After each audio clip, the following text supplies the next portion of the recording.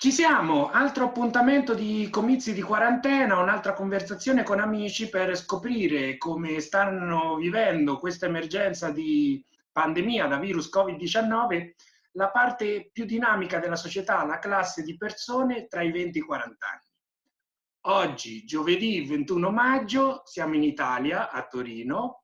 Suoni la campanella, tutti in piedi, inizia la lezione. In cattedra la mia amica, la professoressa Deborah Sammaritano. Ciao Deborah e grazie mille per essere qui. Ciao, grazie a te. E iniziamo subito, non perdiamo tempo con una tua introduzione. Deborah Sammaritano è il nome. Ti chiedo quanti anni hai e dove sei nata. Ok, ho 33 anni, sono nata ad Erice in Sicilia, quindi sono siciliana, ma adesso appunto vivo qui a Torino e sono un'insegnante precaria e quindi come tutti i miei colleghi in questa situazione abbiamo dovuto affrontare questa pandemia approcciandoci a questa nuova didattica a distanza E che è stata un po' difficile, diciamo la verità. Sembra che sia molto semplice, ma non è così, assolutamente. Eh, dimmi? Ovviamente parleremo di questo, ovviamente, sarà l'argomento principale della nostra discussione. Ti faccio un altro paio di domande per introdurti meglio. Innanzitutto, la tua famiglia è ancora in Sicilia e com'è composta?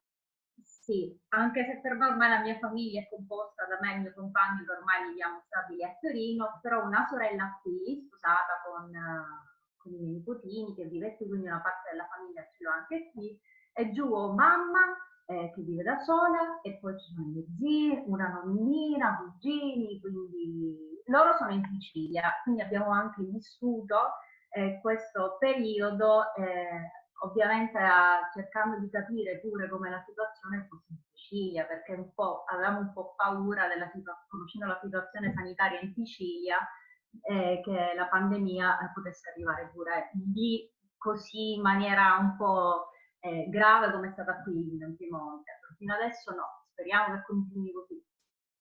Tu, ovviamente l'hai già detto, vivi a Torino con il tuo compagno. Mhm. Com'è stata la situazione a Torino durante l'emergenza e com'è adesso? Allora, adesso sicuramente, visto i nuovi decreti, la situazione è diversa perché per alcune cose si può andare fuori, si può anche vivere, si può anche incontrare comunque degli amici a cena, si possono visitare i famosissimi congiunti, quindi ho visto mia sorella e i miei nipoti, però da pochissimo. Ma diciamo che fino adesso in tutta questa situazione di emergenza, io ho vissuto a casa, quindi non saprei in realtà dirti e comunicarti grandi notizie, perché proprio per scelta mia e del mio compagno non abbiamo seguito tutti i notiziari o quei programmi appunto di dibattito, di discussione sul Covid, perché c'erano troppe teorie, troppe discordanze tra un programma e l'altro, quindi abbiamo proprio rifiutato il pensare, anche perché non abbiamo le competenze, non siamo né dottori, quindi abbiamo solo seguito i decreti, quindi ci siamo comportati sulla base dei decreti. Quindi se tu mi chiedessi le varie tappe o le varie problematiche di mascherina sì, mascherina no, ok, io non ti so rispondere. Quindi ho seguito solo i decreti e ovviamente ci siamo comportati seguendo il buon senso, senza per esempio proporre un mio punto di vista come fosse una verità assoluta come hanno fatto in molti, perché ripeto non ne ho le competenze, quindi io non so se funzionano i guanti, se funzionano le mascherine, se servono veramente, se non servono, io non posso rispondere a queste domande. Dicono che è importante utilizzarle adesso negli ambienti chiusi, le uso. Se sono in giro a fare una passeggiata, comunque la metto perché se dovesse essere utile, quantomeno poi non mi devo trovare nella situazione di sentirmi in colpa per non averla messa, ma per mettere gli altri come fondamentalmente. Quindi faccio quello che si può fare, come fanno tutti, però poi io non saprei che cosa dirti della pandemia? Quindi siamo rimasti a casa, il mio compagno ha continuato a lavorare, facendo un po' di smart working, lavorava mentre io ero a casa, quindi oltre alla didattica a distanza dovevo trovarmi da fare qualcosa perché altrimenti si impazzisce, perché comunque sì, c'è Netflix, Mm. ma stare sempre seduta al computer, passare dal computer al divano, per quanto si possono fare delle faccende domestiche, comunque è un po' noioso e quindi dalla lettura, a suonare la chitarra, a sedermi sul balcone e farmi anche l'aperitivo da sola a volte guardando il tramonto, cioè cercavo sempre di trovare delle cose nuove da fare, appunto guardare magari qualche serie in lingua per aiutarmi. Quindi ferma non sono stata fondamentalmente, dal punto di vista mentale, ecco, ho cercato proprio di fare qualcosa e di non buttarmi giù. Quindi in realtà in tutto questo periodo sono stata una persona abbastanza sorridente, cioè si cercava sempre di sorridere, a giocare anche nella semplice partita a pokerone, che magari con il mio compagno non mi ero mai fermata a fare, cioè tra il pokerone, questi giochi di carte, perché qualcosa dovevamo pur fare. È stato abbastanza divertente, infatti certe volte adesso che stiamo cominciando ad uscire fuori, penso che sotto piccoli aspetti questo periodo mi mancherà, perché ripeto, poi ovviamente dipende anche dalla situazione che si vive. Ovviamente lavorando io e il mio compagno non abbiamo avuto quelle problematiche che invece sono state tipiche di chi aveva un'attività privata, quindi ha dovuto chiudere. Quindi se economicamente comunque continuava ad essere la situazione di sempre, non abbiamo sofferto nulla noi, cioè assolutamente imparagonabile a chi ha dovuto affrontare delle difficoltà lavorative, chi appunto... Quella è tutta un'altra storia, ecco. Bene, mi sembra un'analisi perfetta. Tra l'altro noi non cerco, diciamo, di avere i dati dei contagi, mi interessa la tua esperienza e una scelta giusta, penso, quella di non farsi prendere dallo sconforto, magari guardando le notizie fuori, però vedere la vita in modo positivo anche nel momento di difficoltà. E invece che notizie ti arrivavano dalla Sicilia? La tua famiglia stanno tutti bene? Sì, sì, sì, per fortuna sì. In realtà, diciamo, per la mia esperienza personale, quando chiamavo mamma c'erano un po' più controlli in Sicilia, quindi per esempio qui è solo da, mi sembra 2 settimane che è obbligatoria la mascherina nei luoghi chiusi, invece già dall'inizio magari mamma usciva a fare la spesa, usciva da casa e la fermavano le forze dell'ordine, le chiedevano della mascherina, già da tempo in Sicilia era obbligatorio l'uso della mascherina, quindi sono stati un po' nella provincia di Trapani quantomeno, un po' più severi da questo punto di vista, soprattutto nei controlli. Qui i controlli ci sono stati, però poi stiamo parlando anche di Torino, che è una città molto grande, non è paragonabile a una piccola provincia siciliana, quindi è un po' diversa la situazione.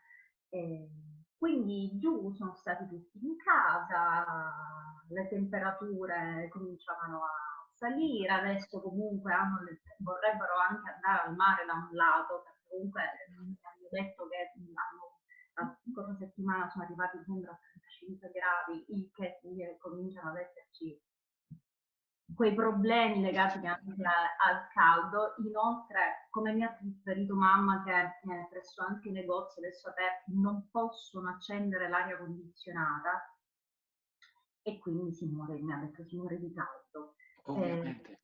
Problemi logistici che ovviamente... quindi la paura è come faremo durante l'estate, perché se non si potrà andare al mare, so. Vedremo come andrà. Entriamo nel vivo della conversazione, parliamo del tuo lavoro e come è cambiato il tuo lavoro durante l'emergenza e che giudizio dai di questa nuova esperienza? Ok, è totalmente diverso. La didattica a distanza non ha nulla a che vedere con la scuola, e di questo sono certa che tanti miei colleghi mi daranno ragione, saranno d'accordo con me. Numero uno, per la crescita di un ragazzo, sottolineo che comunque io sto insegnando a una scuola media, quindi da ragazzini che vanno dai 10-11 anni fino ai 14, che è quella fase proprio in cui comincia a affermarsi una sorta di propria personalità nel rapporto con i coetanei, con gli adulti. Nella DAD, questa che si chiama DAD, didattica a distanza, te l'accorcio che Sì. come tutti la chiamiamo la DAD, viene a mancare, perché non c'è una relazione in un video dove vedi solo le volti dei tuoi compagni, non c'è interazione per quanto riguarda i rapporti interpersonali e soprattutto tra i coetanei. E per quanto riguarda la didattica, si fa lezione, c'è un libro, in generale le lezioni si possono spiegare, una lezione di italiano si può spiegare, una sorta di interazione ci può essere, però si perde molto più tempo perché per esempio in classe una domanda viene, il ragazzino subito guardando negli occhi il professore percepisce che la domanda è rivolta a lui, risponde dagli occhi del professore, si possono capire determinate cose come il professore dagli occhi di un ragazzo può capire magari che non è una gran giornata per lui, quindi cercare di non infierire, cioè, i professori, anche se veniamo dai ragazzini sempre disegnati come brutti e cattivi, in realtà cerchiamo sempre di essere delicati con la loro personalità, a meno che non ci siano mancanze di rispetto. Nello specifico io quest'anno poi ho lavorato come insegnante di sostegno, è ancora un problema molto più grande perché il sostegno divento io un sostegno reale se poi fisicamente sono accanto alla ragazza o al ragazzo che magari i ragazzi possono avere diverse problematiche, però nello specifico è importante che abbiano accanto il punto di riferimento, per cui da uno sguardo, da come viene preso un quaderno, dal tono della voce si capiscono tantissime cose. Nella didattica a distanza, con un video che non è chiaro, con un video che spesso viene oscurato perché ci si vergogna un pochino, tutto questo non esiste. L'emotività di un ragazzino, magari che può avere delle problematiche, è un mondo a parte ed è una cosa che io non conosco se non ce l'ho accanto a me. Cioè me lo dovrebbe dire lui, ma un ragazzo spesso che si trova in difficoltà proprio non lo dice, non dice ho difficoltà a fare questo esercizio perché mi sono innervosito per quella ragione. È l'insegnante che deve cercare, che percepisce il momento e deve cercare di indagare e comprendere e togliere l'ostacolo che in quel momento rappresenta un ostacolo, perché c'è un mondo di emotività che deve essere gestito e così non può essere gestito. Quindi nel mio caso, come la gran parte, la maggior parte, tutti i miei colleghi abbiamo fatto del nostro meglio, parlando con le famiglie, cercando di essere più presenti in assoluto. Difficile il contatto attraverso uno schermo di un computer. Tu magari hai a che fare con dei ragazzini che, come dico io, sono sempre dei piccoli gioiellini, quindi li devi trattare nel miglior dei modi, non difenderli del tutto, perché comunque devono essere aiutati anche a crescere da soli, però ci deve essere sempre quella delicatezza giusta e la comprensione che non vedendoli mancano dei pezzi, quindi è difficile, è difficile. Mi è dispiaciuto tantissimo che sia finita la scuola come tutti i miei colleghi, perché penso che è proprio a scuola dove chi ha il sostegno, già i ragazzi senza alcune problematiche dal punto di vista psicologico, fisico, eccetera, eccetera, comunque hanno dei problemi, anche hanno avuto dello stress emotivo da sopportare. Nel momento in cui si aggiunge dello stress a delle situazioni già delicate, diventa difficile, molto difficile. E purtroppo non dipende decisamente né dai ragazzi, né solo dalla famiglia, né solo dagli insegnanti. La scuola è un meccanismo che funziona se tutti lavorano. Se c'è una parte che manca, che sia o la famiglia o l'insegnante o altre figure, magari professionisti che si occupano, appunto specialisti che si occupano dei vari ragazzi, cioè un ingranaggio non funziona e se non funziona l'ingranaggio non è solo che il ragazzino non impara quando è scoppiata la guerra mondiale, il ragazzino non impara a relazionarsi agli altri, è quello poi fondamentale. E come immagini il futuro quindi della didattica a distanza a settembre, ad esempio? Tra l'altro, aggiungo, tu sarai impegnata negli esami estivi per la tua scuola, come immagini anche questo momento? In realtà non so, i ragazzi li vedo molto demotivati, purtroppo, perché comunque stanno vivendo l'esame di terza media, dall'inizio dell'anno ne avevamo parlato come un momento importante, in realtà faranno un esame in video, una sorta di videochiamata, considerando che questi ragazzini, cioè io per esempio già quando ho fatto il test nell'esame di terza media avevo sostenuto quello durante la quinta elementare, alla fine dell'anno della quinta elementare, quindi il primo approccio con una sorta di giudizio da parte di tutto il corpo degli insegnanti lo avevo già avuto. Per questi ragazzi è la prima volta che sostengono un esame, è la prima volta un momento importante di crescita, ma vissuto così a distanza.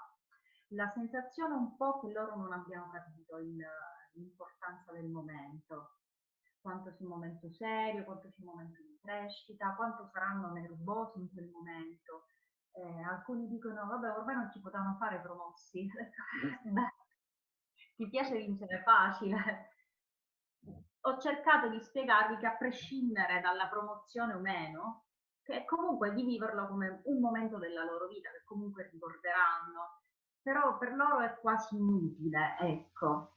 Sono sempre ragazzi, mi dicono, professoressa, vabbè, ma che importa? Io posso fare anche l'esame con la tesina davanti, nel senso che valore ha la mia risposta, comunque la tesina l'ho fatta, non l'ho fatta, io potrei anche leggere. Anzi, diciamo che ovviamente ce ne accorgiamo dopo una frazione di secondo se stanno parlando perché stanno riflettendo oppure no. Però detto questo, sono molto demotivati, vedo che non vivono quell'ansia, quell'emozione che mi ricordo avevo io prima dell'esame di terza media. Comunque faranno un esame a casa, seduti sulle sedie con la loro scrivania davanti, quindi in un ambiente super confortevole, e questo gli aiuterà a gestire un po' di più il nervosismo. Però per loro non è così importante, questo mi dispiace tanto, è solo così. Più che altro parlando un po' con loro, io spero che a settembre si possa tornare a scuola, perché questi ragazzini l'anno prossimo saranno al primo anno delle scuole superiori, il primo giorno delle scuole superiori non si dimentica mai. Quindi immagino questi ragazzini in videochiamata con volti che non conoscono minimamente, con sconosciuti, professori che non conoscono, quindi sarà difficile. Io spero che si possa tornare in qualche modo a scuola, magari facendo anche dei turni tra mattina e pomeriggio. Avevo ascoltato che forse si penserà di diminuire le ore, farle da 45 minuti, perché comunque mattina e pomeriggio l'orario settimanale di un professore è sempre quello, cioè per legge non possiamo fare più di 5 ore durante una mattinata per esempio di lavoro, ci deve essere un'ora in meno. Anche se molti diranno, vabbè, ma gli insegnanti lavorano solo la mattina, il solito discorso, e dico, leggete un po' tra i lavori usuranti mentalmente, se c'è il lavoro dell'insegnante. Poi si lavora tanto a casa. Ora per esempio, per quanto riguarda la didattica a distanza, occupandomi dei ragazzi di sostegno e faccio anche qualche gruppo di ripasso, soprattutto per le lingue, per chi studia le lingue. Io ho avuto materialmente pochi lavori da correggere, e non quasi nessuno, qualcosa di matematica o qualcosa di spagnolo insieme ad alcuni alunni, ma i miei colleghi la mattina accendono il computer e lo spengono la sera alle 11:30, cioè con pausa pranzo, e riescono a malapena a cenare, perché l'unico modo per valutare è correggere di volta in volta tutti i compiti, cosa che durante la lezione, se ricordi, non è che ogni volta il professore controllava tutti i compiti per vedere se erano stati svolti. Ed è l'unico modo che hanno per valutare, per vedere se il ragazzo lavora o meno, oltre alla partecipazione. E quindi questi compiti giustamente devono essere corretti. Tu pensa di correggere 180 compiti a settimana con le video lezioni, i professori, e questo magari non parlo per me, che io comunque ancora vivo da sola con il mio compagno, molti dei miei colleghi sono ragazzi, sono colleghi che hanno ragazzi che vanno, figli che vanno al liceo, che vanno a scuola, quindi computer da dividere, c'è chi ha dovuto comprare un tablet in più perché erano marito e moglie con in smart work e ragazzini che dovevano seguire le lezioni.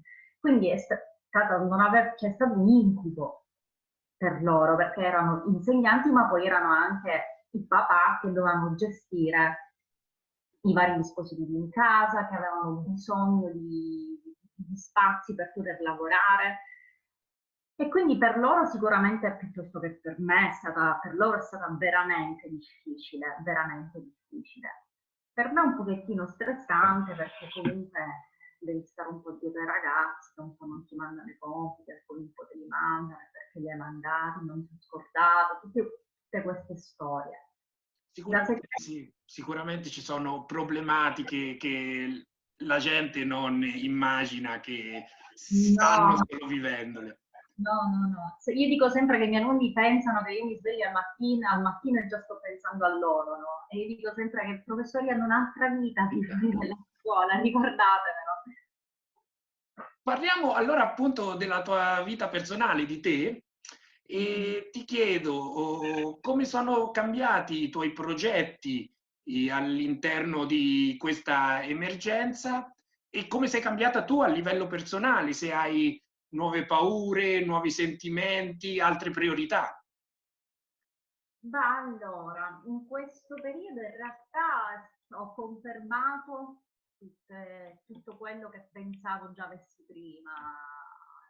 La famiglia quella la do per scontato perché figuriamoci, ma soprattutto le mie amicizie, le mie amicizie storiche ci sono sempre state. Ho sentito un po' di amici, conoscenti, ci siamo sentiti pure noi per Sì, certo. sapere come si stava. Poi ovviamente come te ho tanti amici anche che stanno all'estero, quindi c'è stato anche un po' qualche scambio di qualche confronto per capire come funzionava. Mi chiamavano magari qualcuno dalla Spagna per capire come si viveva qui in Italia la situazione perché erano un po' spaventati, ma emotivamente diciamo che come dice, la mia sfera dei miei affetti è rimasta la stessa che c'era prima. Con gli amici di qui non ci siamo visti, ma ci siamo visti il lunedì scorso.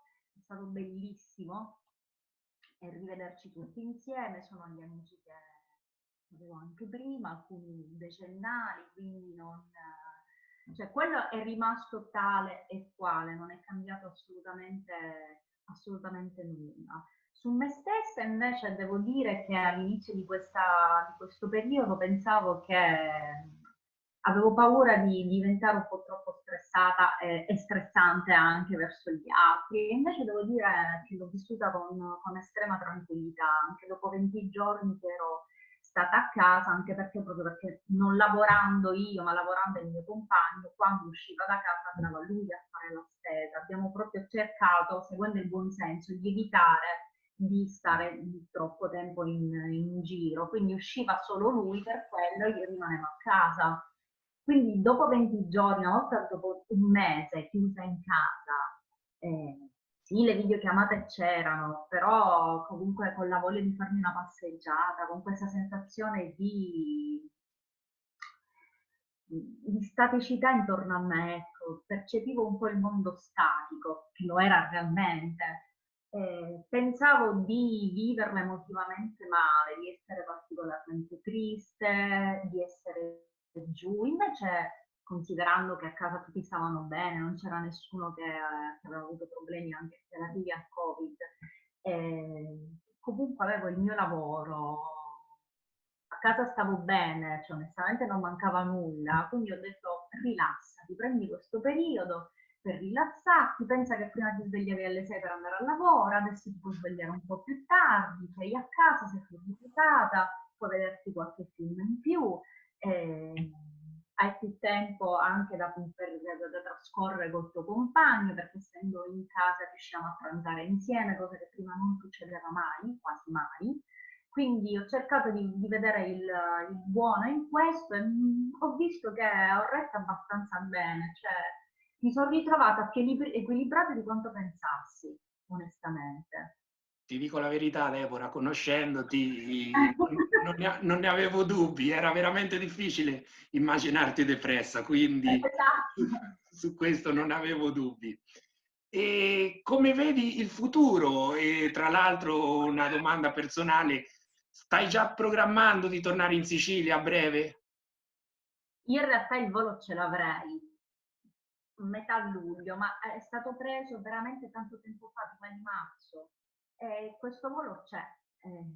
Io non so se riuscirò ad andare, però la vivo serenamente. Se non riesco per quest'estate, non fa niente, quando avrò la possibilità andrò, se deve essere settembre, ottobre, novembre, nel senso, la mia vita comunque ormai è qui, pure perché io non vivo la condizione di fuori sede, nel senso la mia sede è Torino, nel senso ormai qui, questa è casa nostra, l'abbiamo comprata, quindi viviamo questa anche stabilità emotiva di trovarti in un posto e sentirlo tuo. Ho parte della mia famiglia qui, i miei nipotini, quindi io sono serena qui. Certo vorrei scendere perché la Sicilia per un siciliano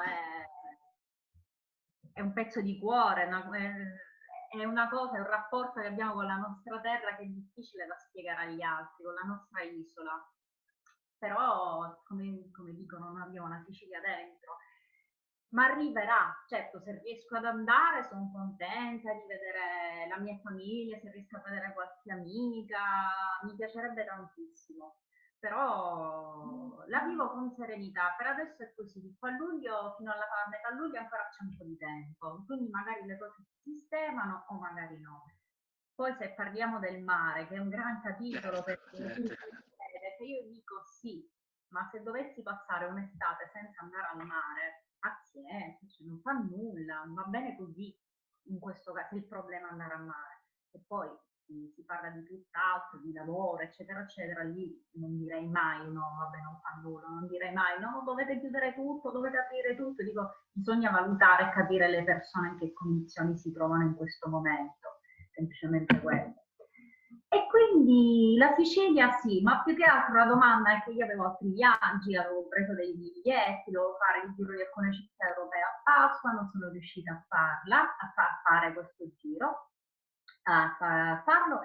E poi che cosa? Che non vedo l'ora di poter viaggiare. Certo.